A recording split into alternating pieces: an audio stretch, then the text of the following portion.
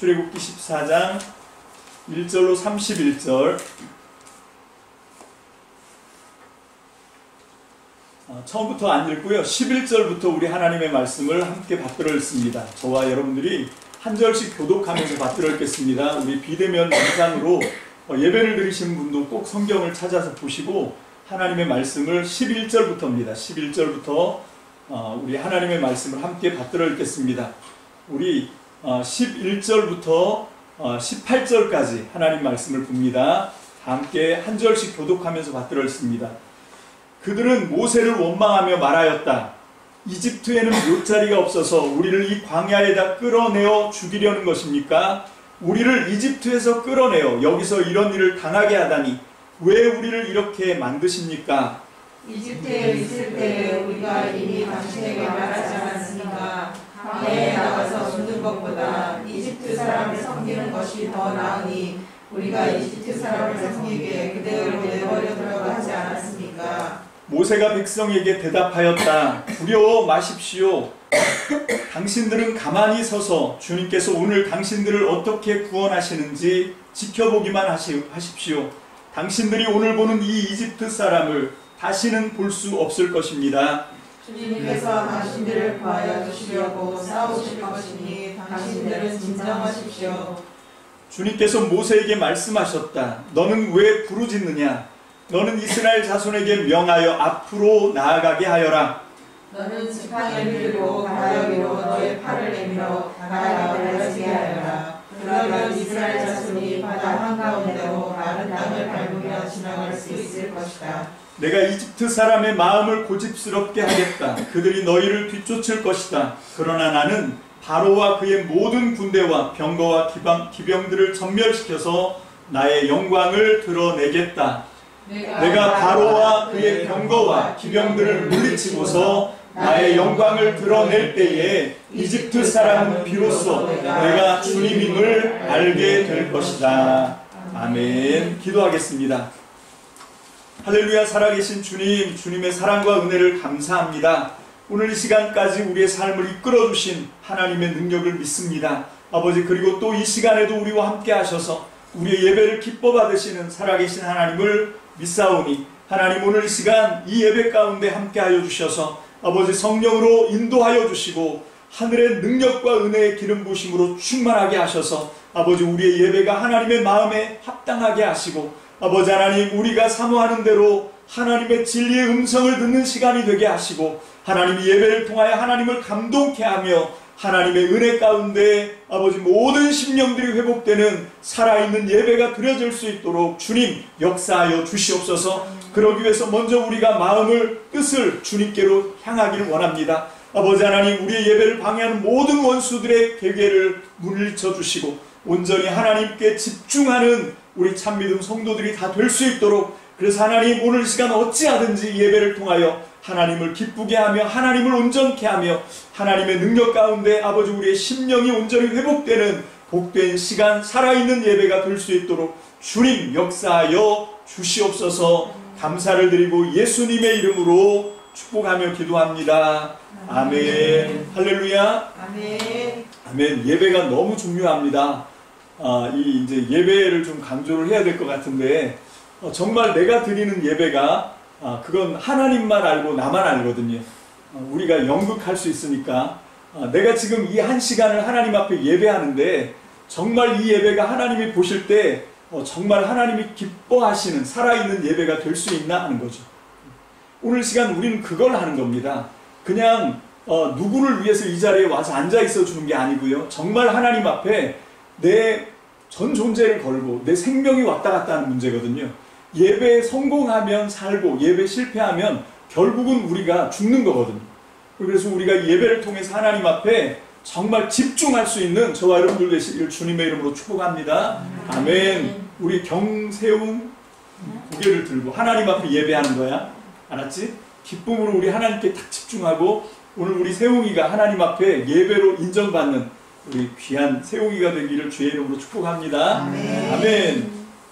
자, 오늘 본문은 출애굽기 14장입니다. 홍해 도하 이야기와 그 과정에서 일어난 여러 이야기들이 기록되어 있는데요. 지난 시간에 우리는 하나님과 이집트 왕 파라오의 관점에서 본문을 좀 살펴봤습니다. 다른 관점이 아니고 이집트 왕 파라오와 그리고 하나님과의 어떤 갈등, 그 대결 이쪽 관점으로 우리가 살펴봤어요. 오늘은 출애굽하는 모세와 이스라엘 입장에서 이제 오늘 이 본문 말씀을 우리가 함께 살펴보고 특별히 하나님이 왜 이 홍하도화 사건을 이스라엘 백성들에게 주셨는가 하는 하나님의 의도 이걸 좀 살펴보려고 합니다. 질문은 이겁니다. 성경이 기록한 것을 토대로 봐도 적게는 수십만에서 많게는 수백만 명이 지금 이집트 땅을 탈출하는 이 어마어마한 대프로젝트거든요. 이것만 해도 엄청난데 거기다가 이제 홍해 바다까지 건너고 막 이집트의 최정예 부대를 물속에다가 수장을 시키고 하는 왜 이런 일까지 번거롭게 이걸 하셨을까 하는 거죠. 꼭 이렇게까지 하셔서 하나님께서 영광을 받으시는 영광을 하나님의 영광을 드러내셔야 했는가 하는 질문이죠. 자, 지난 시간의 말씀을 우리가 좀 짧게 복습해서 정리하자면 성경의 기록 표현은 마치 하나님께서 이 모든 사건을 막 주도하시고 또 이 모든 일을 계획하고 함정을 파고 미끼를 던진 것 같이 기록하고 있어요. 그렇게 하지만 10가지 재앙의 목적이 출애굽기에 잘 드러나고 있습니다. 10가지 재앙의 목적이 어떤 건가 하면 성경의 표현대로 하자면 재앙을 만날 때마다 후렴구처럼 하나님께서 내가 하나님임을 내가 여호와임을 알게 하겠다 하면서 계속 이걸 하거든요. 왜 그렇게 했냐면 이 출애굽기에 보면 이 파라오 이집트의 왕 파라오가 하나님이 누구냐 하고 도발을 하거든요. 야훼가 누구냐 그 반응을 합니다. 출애굽기 5장 2절 말씀 한번 우리 찾아보겠습니다. 참고성구에 출애굽기 5장 2절에 그런 얘기가 나오죠. 맨 처음에 모세와 파라오가 만났을 때 다 함께 읽습니다. 시작. 그러나 바로는 이렇게 대답하였다. 그 주가 누구인데 나더러 그의 말을 듣고서 이스라엘을 보내라는 것이냐. 나는 주를 알지도 못하니 이스라엘을 보내지 않겠다. 자, 여기서 세번역에서는 주라고 표현되어 있는데 이게 개역 개정에는 여호와예요. 그러니까 누가 여호와냐? 여호와가 누군데 내가 왜 이 사람들을 내보내야 돼? 하고 이제 도발을 하는 거죠. 그것 때문에 하나님이 10가지 재앙을 통해서 계속해서 내가 여호와다. 감히 내 백성 이스라엘 자손을 430년 동안 종으로 붙들어 두고 있었으면서도 나를 몰라보고 고집을 부리고 그래서 이제 하나님이 10가지 재앙으로 이집트 왕 파라오가 알고 있었던 다른 신들하고는 다른 그 신들은 인간의 욕망으로 만들어낸 허상이거든요.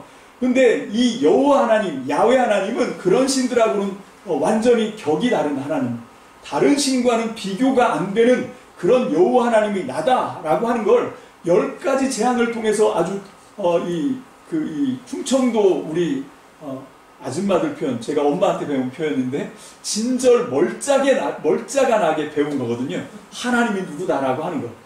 그런데도 아직 덜 배운 거죠. 예를 들자면 수업료를 어마어마하게 지불하고 하나님이 누구인가를 배운 거 아닙니까? 이집트 왕 파라오의 입장에서. 여러분 그 10가지 재앙으로 손실을 본 게 얼마예요?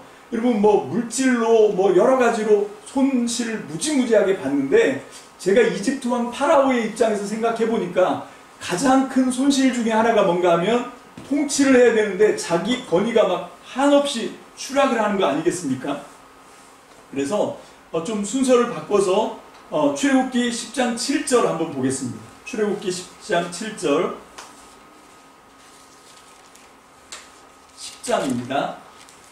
자, 다 함께 읽습니다. 시작. 파라오의 신하들이 바로에게 말하였다. 언제까지 이 사람이 우리를 망하게 하는 함정이 되어야 합니까? 이 사람들을 내보내서 그들의 주 하나님을 예배하게 하심이 좋을 듯합니다. 임금님께서는 아직도 이집트가 망한 것을 모르고 계십니까? 여러분 이게 요즘같이 자유로운 민주국가가 아닙니다. 이게 이집트 왕 파라오가 전제 왕이에요. 전제 군주입니다. 왕의 말이 곧 법이거든요. 근데 이 왕 앞에 이렇게 대든다 목을 걸고 하는 거예요. 근데 왜 이렇게 합니까? 너무 죽겠으니까. 10가지 재앙을 통해서 막 어마어마하게 피해를 봤거든요. 그런데도 이 파라오가 정신을 못 차리는 거예요. 그래서 말합니다. 임금님, 우린 이미 망했습니다. 이 나라가 망했다는 거 임금님만 모릅니다. 그 얘기를 하는 거예요.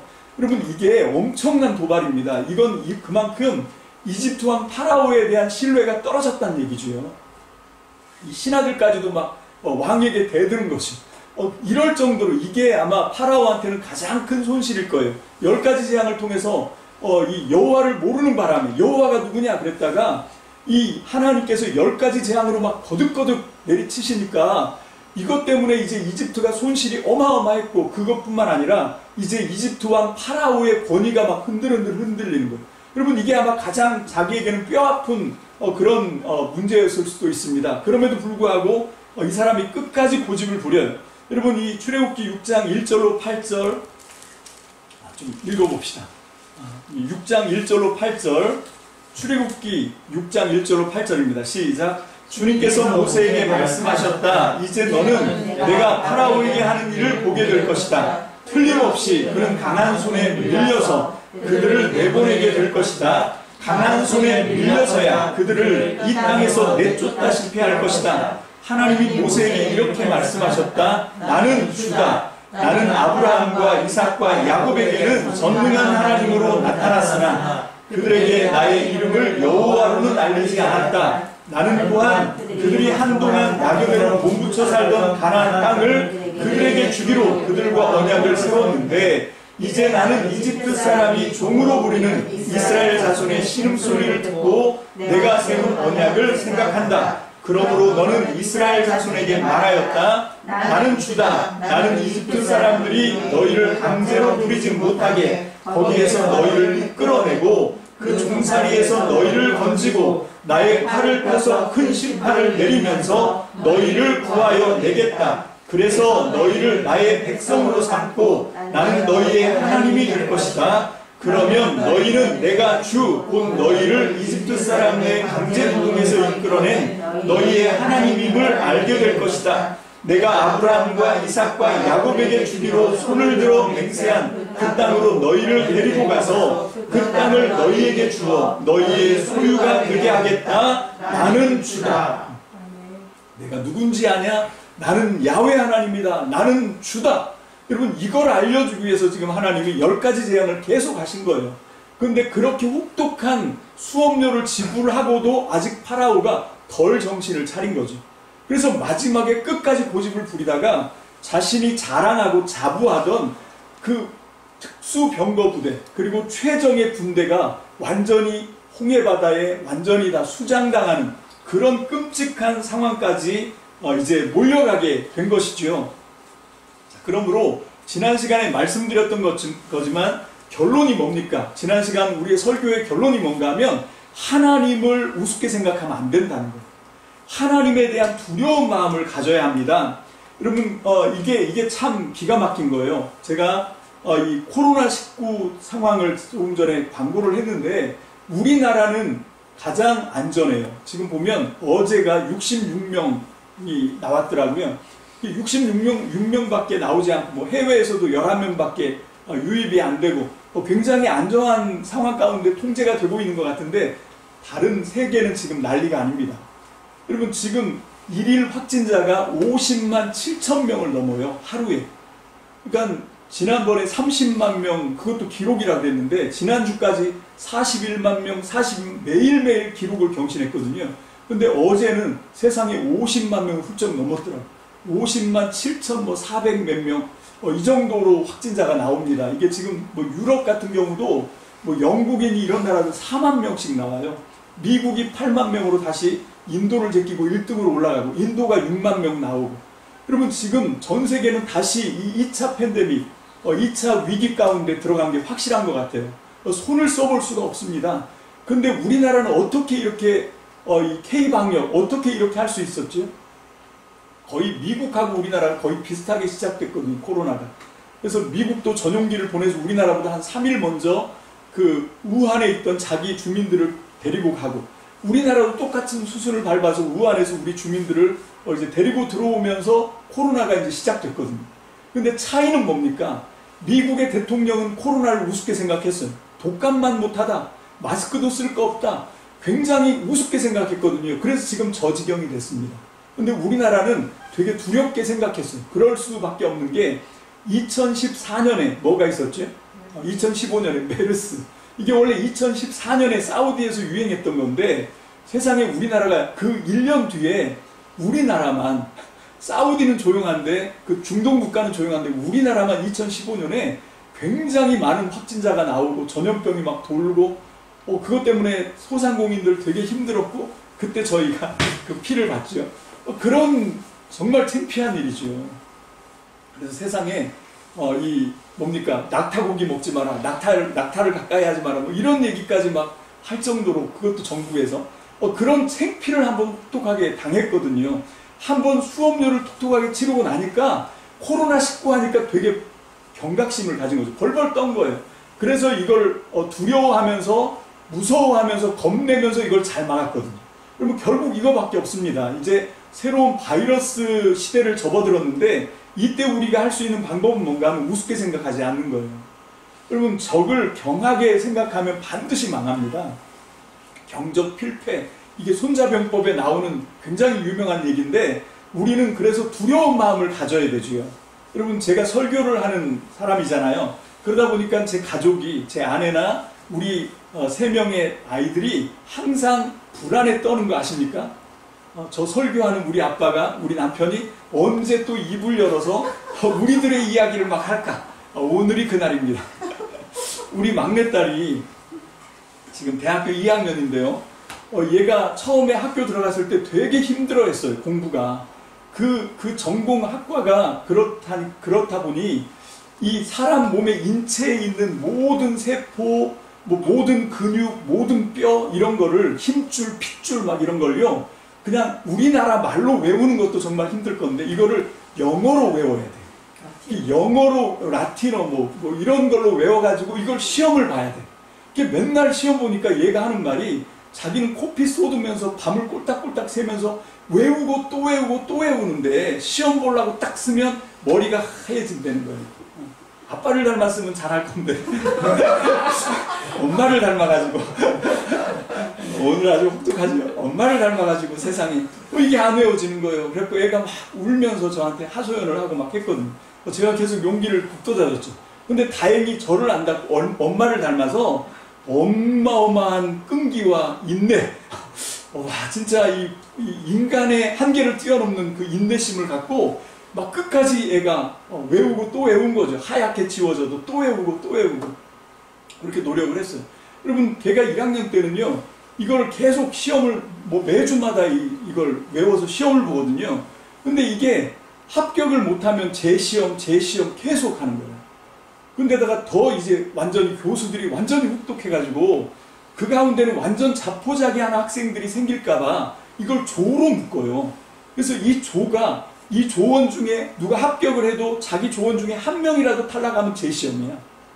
그래서 세상에 학기 금요일까지 다 끝나도 토요일날도 재시험해야 돼. 아파.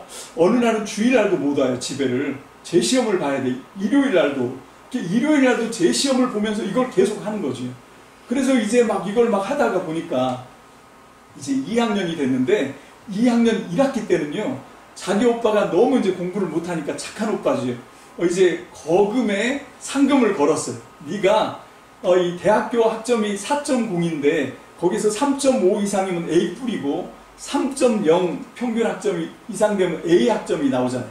네가 A 학점을 받으면 내가 이 돈을 거금을 주겠다 이렇게 딱 거는 거지. 근데 세상에 오빠가 잘 모르는 거예요. 그래갖고 이 딸이 그래서 3.0을 넘으면 점당 얼마 주기로 했대요. 엄마 말씀. 그래서 그걸 했는데 주머니 탈탈 털렸지. 우리 한나가 A 학점을 너끈히 넘긴 거예요. 넘겨서 거의 A뿔? 뭐 이 정도를 받다 보니까 점당 이렇게 해갖고 돈을 엄청 많이 벌었습니다. 근데 이번에 이제 지난주가 이제 중간고사가 이제 막 끝났거든요. 우연히 전화를 했어요. 제가 자상한 아빠라서 시험 기간에 전화를 한 건 아니고 어찌하다 보니까 전화를 했더니 우리 딸이 저한테 호소를 하더라고. 뭐라고 자기 그 어려움을 토로하냐면 아빠 큰일 났어. 그래서 왜? 그랬더니 시험이 다가왔는데 중간고사 시험이 다가왔는데 옛날처럼 내가 긴장을 안 한다는 거예요. 옛날에는 바들바들 떨었다는 거지.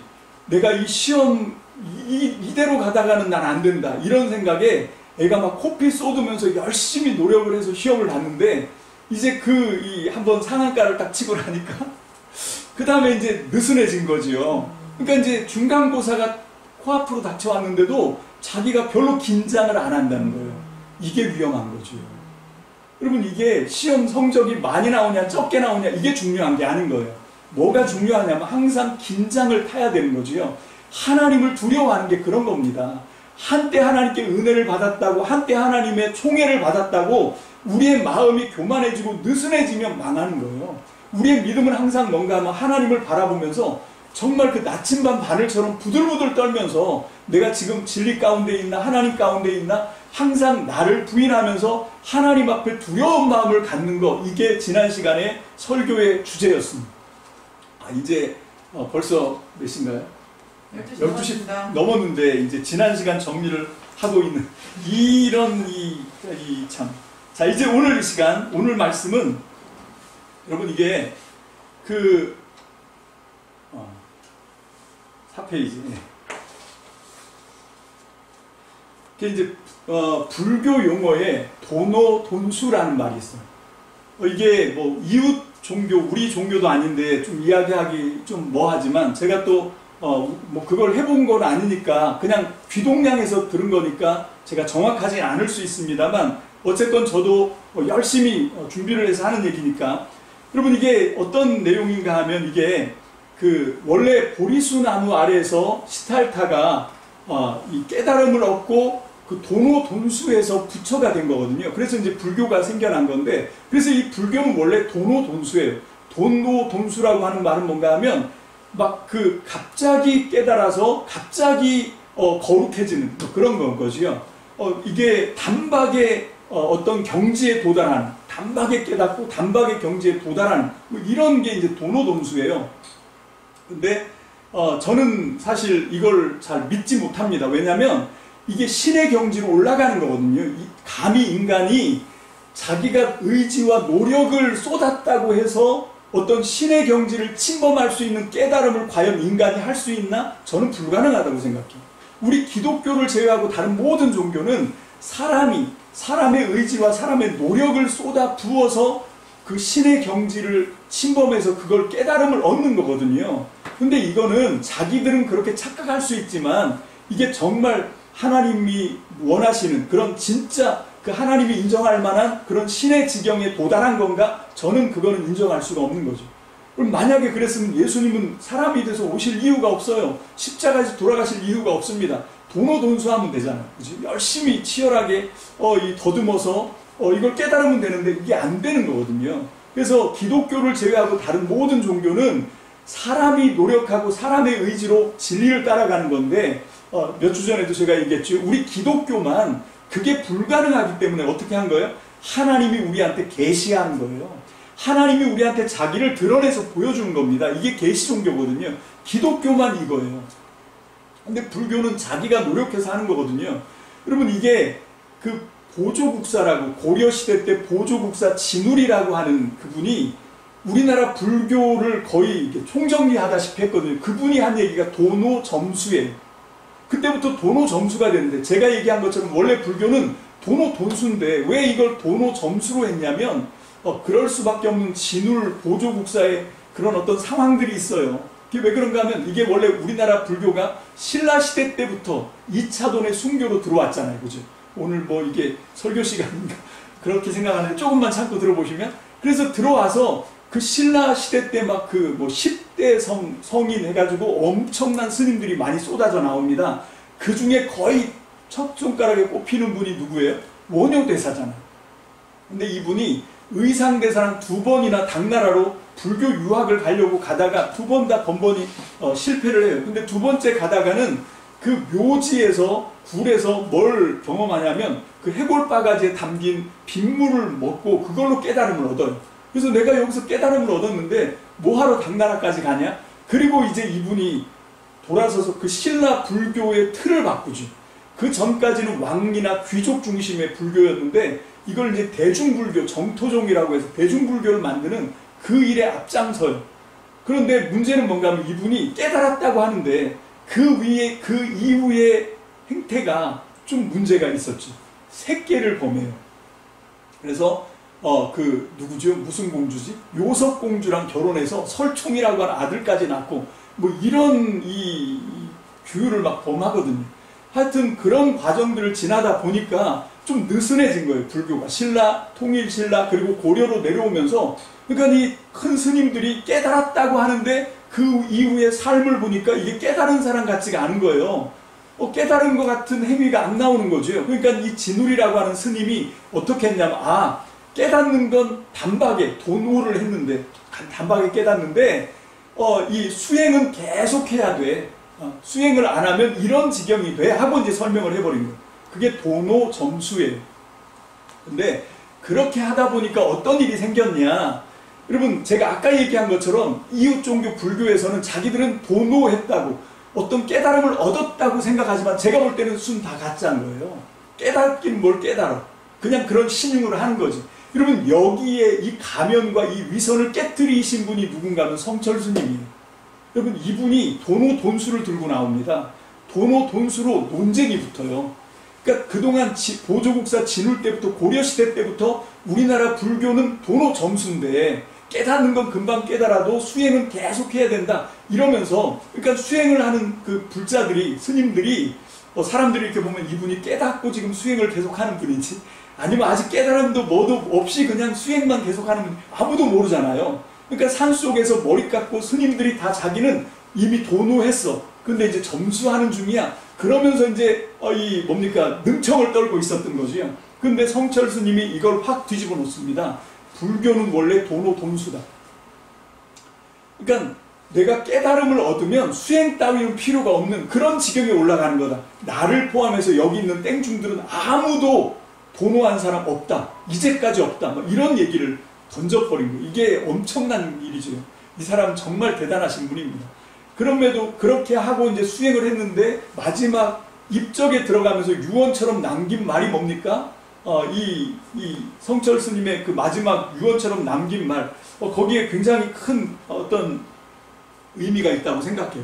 자기 말로 얘기합니다. 나는 평생 중생을 속이면서 살았다.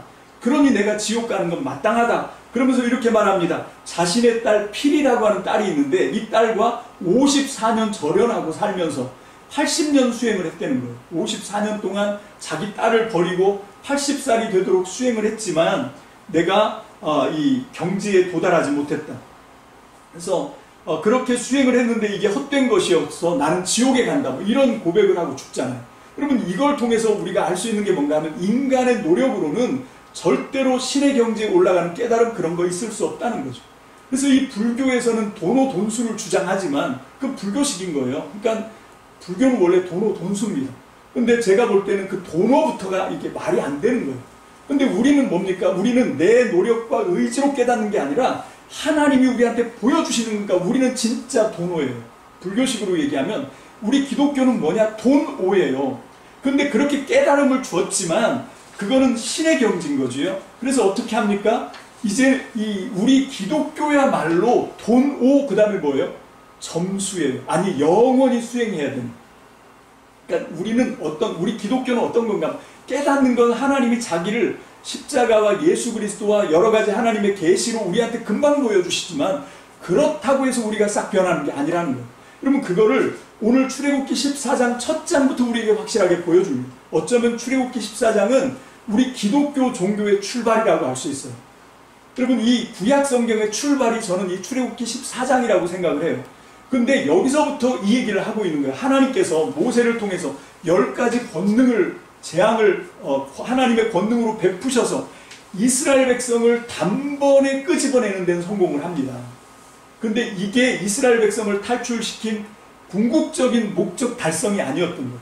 하나님은 진짜 이제부터 이스라엘 백성들을 만들어내려고 정말 이집트에서 헛된 신에게 놀라나면서 거기서 이게 하나님이 뭔지 진리가 뭔지 알지 못하고 살아가는 그 이스라엘 자손들을 이제 진짜 하나님의 백성을 만들기 위해서 어떻게 합니까? 광야에다가 몰아넣은 거예요. 거기서부터 이제 40년을 이제 광야 학교를 통해서 진짜 죄성을 걷어내고 하나님의 백성을 만들어 가는 거죠. 여러분 이게 출애굽기 14장의 내용입니다. 그래서 하나님께서는 이스라엘 백성을 홍해 도하 사건을 통해서 이 궁지에 몰아넣게 하시는 거죠.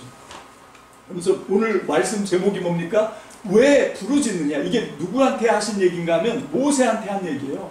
모세가 이제 이스라엘 백성에게 너희는 가만히 있어서 하나님이 우리를 위해서 싸우시고 우리를 위해서 하시는 일을 봐라, 이렇게 얘기를 했는데 하나님은 아니라는 거죠. 왜 가만히 부르짖고 서 있느냐? 너희가 비록 나를 통해서, 내가 모세를 통해서 하나님의 큰 권능으로 10가지 재앙을 통해서 너희를 끌어다가 홍해까지 나왔지만 이제부터는 뭘 하는 거예요? 너희 발로 가라는 거예요. 네가 손을 내밀어서 홍해 바다를 가르라는 겁니다. 여러분 이게 이제부터는 하나님의 은혜로 하나님의 진리를 계시로 우리가 깨달았지만 우리가 자꾸 기독교인데 불교 흉내를 내요. 무슨 얘기냐? 깨닫는 것도 이제 하나님의 계시로 성령의 은혜로 도노했잖아요. 깨닫는 것도 그렇게 해놓고 이제 우리가 변화되고 새로워지고 우리의 속사람이 겉사람, 죄성에 물들어 있는 겉사람을 다 깨트리고 속사람으로 강건해진 것도 돈수해서 금방 얻으려고, 그냥 공짜로 얻으려고 생각하는데 그건 아니올시다라는 거죠. 그러면 성경은 뭘 말하냐면 그걸 얻으려면 어떻게 해야 되냐? 정말 치열하게 나를 죽이는 것 같은 그런 치열한 싸움을 해야 된다는 거예요. 그게 영적 전쟁입니다. 아직까지 나는 하나님의 뜻을 거스르는 죄성이 내 속에 뿌리로 박혀 있거든요. 그래서 하나님이 우리의 삶을 그렇게 광야에다 몰아넣는 거예요. 그래서 우리가 그런 어려운 일들을 계속 당하는 겁니다. 아니 내가 하나님을 잘 믿는 것 같은데 왜 이런 고난을 주시나? 그 고난을 통해서 우리를 어떻게 하는 거예요? 풀무불을 통과를 해야 금이 나오는 거예요. 여러분 도가니에서 은을 만들어내기 위해서 그게 얼마나 뜨거운 불에서 녹아지고 체질이 풀어지고 그런 고통을 당하는 거거든요. 그게 지금 우리가 살아내고 있는 이 땅에서 삶 아닙니까? 그러니까 우리는 부르짖으면 안 되는 거죠. 왜 하나님 우리를 지금 이렇게 죽이려고 하십니까? 왜 우리를 이렇게 힘들게 하십니까? 이제 아주 진절멀짜간하게 광야 생활하면서 이스라엘 백성이 계속해서 모세한테 대들고 항의하고 원망하고 하나님께 대들고 원망하고 항의하는 내용이 그거예요. 근데 그게 가만히 들어보면 어디서 많이 들어본 것 같지 않습니까? 내 속에서 하나님께 올라가는 소리지. 하나님 이게 도대체 뭐예요? 제가 지난주 중에도 참 많이 했던 그런 울부짖음인데 하나님이 오늘 응답을 주시는 거죠. 부르짖지 마라. 왜 부르짖느냐? 이게 정상이다. 이게 지금 하나님을 거부하고 하나님을 밀어내고 하나님 없이 내가 하나님 자리에 꿰차고 앉아서 내가 주인 되어서 살던 삶인데 하나님이 당신의 진리의 모습을 예수 그리스도와 십자가를 통해서 보여주셨다고 이게 한 번에 해결되는 게 아닌 거죠. 이제 그렇게 보여주신 영광의 진리가 내 것이 되려고 하면 어떻게 해야 됩니까? 십자가를 지고 날마다 부인하면서 그 길을 따라가야 되는 거죠. 성령의 인도를 따라서 광야로, 예수님을 광야로 내몰아서 거기서 40일 금식을 하시잖아요. 여러분 똑같이 성령은 우리를 하나님의 말씀을 내 안에서 이루어내기 위해서 여전히 성령님이 우리를 지금 광야 같은 세상으로 우리를 몰고 가고 있는 거예요. 이게 이상한 게 아닙니다. 내가 잘 못 믿어서 혹시 내가 이거 하나님께 버림받은 거 아닌가? 재앙을 얻는 거 아닌가? 그런 거 아니에요. 지금 우리는 굉장히 정상적으로 잘 가고 있는 거예요. 문제는 뭔가 하면 이 홍해 도하 사건을 결승적으로 착각하면 안 된다는 거예요. 아, 하나님이 홍해 바다를 가르고 이렇게 이집트 군대를 다 수장시켜줬으니까 이제 우리는 여기서 끝났다. 하나님 나라 다 만들었다. 천만의 말씀. 여러분 내 마음, 변덕스러운 내 마음 하나도 잡지 못하잖아요. 여러분 이것도 하나 잡히지 않은 상태에서 어떻게 내가 하나님의 형상을 이루었다고 과언을 할 수가 있어요. 말이 안 되는 거죠. 그래서 하나님은 지금부터 우리를 어떻게 합니까? 낮추시고 밟으시고, 그래서 내가 얼마나 하나님의 말씀에 순종하는가를 알아보려고, 그게 신명기 8장 3절 말씀 아닙니까? 왜 하나님이 너희를 이렇게 시험하고 너희를 왜 광야에다 몰아넣는지 아시냐? 여러분 우리 약속 대련처럼 이렇게 8장 3절을 안 적어놨지만 우리 한번 찾아보겠습니다. 8장 3절, 신명기 8장 3절입니다.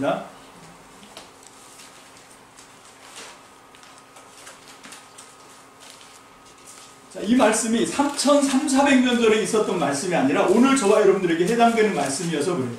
자, 8장 2절부터 봅니다. 2절 시작. 당신들이 광야를 지나온 40년 동안 주 당신들의 하나님이 당신들을 어떻게 인도하셨는지를 기억하십시오. 그렇게 오랫동안 당신들을 광야에 머물게 하신 것은 당신들을 단련시키고 시험하셔서 당신들이 하나님의 계명을 지키는지 안 지키는지, 당신들의 마음속을 알아보려는 것이었습니다. 주님께서 당신들을 낮추시고 굶기시다가 당신들도 알지 못하고 당신들의 조상도 알지 못하는 만나를 먹이셨는데 이것은 사람이 먹는 것으로만 사는 것이 아니라 주님의 입에서 나오는 모든 말씀으로 산다는 것을 당신들에게 알려주시는 것이었습니다. 아멘. 이거라는 거죠, 이거. 근데 이게 3300~400년 전에 끝난 사건이 아니라 홍해도화가 지금도 똑같이 여전히 계속해서 우리의 삶에서 일어나고 있는 일이에요. 여전히 우리는 지금도 내 의지, 나를 의지하고 내 노력을 의지하면 여전히 우리는 망할 수밖에 없는 광야살이를 하고 있는 거예요. 지금도 여전히 우리는 어떻게 해야 되냐? 훈련을 받는 거죠. 하나님의 말씀을 붙들어야 되는 것인 줄로 믿습니다. 여러분, 훈련은 내가 하면 하고 싫으면 말고 이건 훈련이 아니에요. 취미생활이지. 여러분, 우리의 신앙생활은 훈련입니다. 내 감정에 따라서 하다가 포기하고 포기하다가 또 하고 이렇게 하는 건 훈련이 아닌 거예요. 이건 신앙이 아닙니다. 이건 하나님이 주인이 되셔서 우리를 지금 광야로 몰아내신 거예요. 그래서 아무리 힘들고 어려워도 우리가 뒤돌아서지 않고 믿음으로 끝까지 전진하시기를 주님의 이름으로 축복합니다. 그러면 하나님께서 우리를 그 죄에서 단번에 건져내신 것처럼 이제 우리와 함께 늘 동행하셔서 우리 안에 거룩한 하나님의 성품, 하나님의 형상을 온전히 만들어내시는 그날까지 우리 반드시 승리해서 하나님께 영광 돌리는 저와 우리 거제 아산 참미는교회 성도들이 다 되시기를 주님의 이름으로 축복합니다. 기도합시다.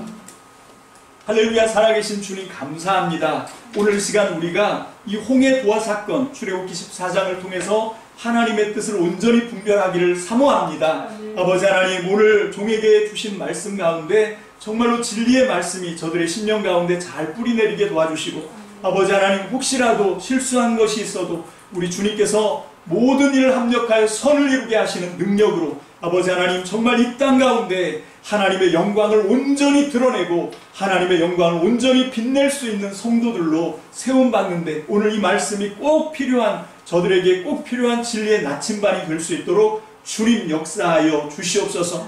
오늘 이 말씀 위에 성령의 기름 부심으로 함께하여 주시고 잘 박힌 모처럼 하나님의 말씀이 우리 안에서 역사하게 주님 축복하여 주시옵소서. 감사를 드립니다. 예수님의 이름으로 감사하며 기도합니다. 아멘.